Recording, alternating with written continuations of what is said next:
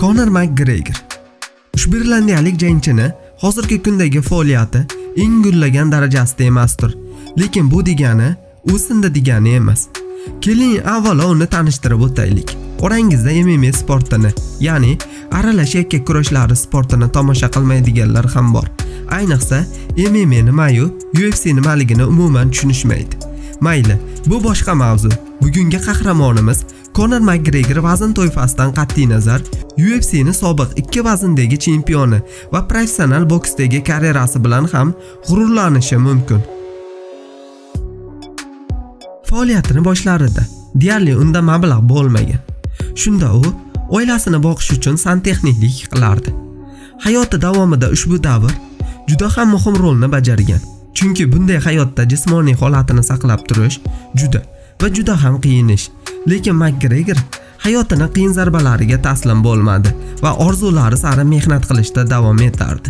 Bu uchun u qiyinchiliklar va yo'qchilikdagi vaziyatlarga astoydil chidab harakat qilardi.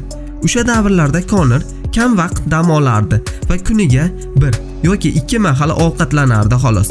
Lekin shunda ham u ajoyib sport formasini saqlab turardi. O'ziga bo'lgan juda ham katta ishonchi uchun muxlislar uni hurmat qilsa arziydi.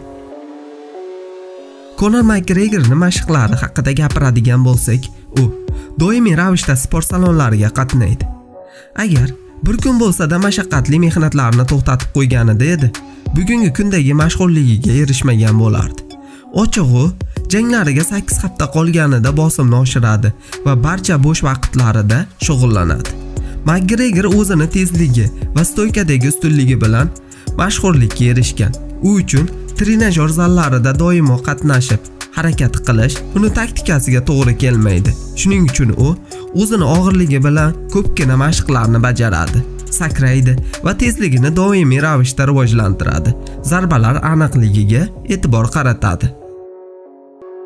Faqat irlandiyalik foydalanadigan barcha mashg'ulotlarni va taktikalarni sanab bera olmaymiz. Chunki bu narsalar doimo sir tutiladi.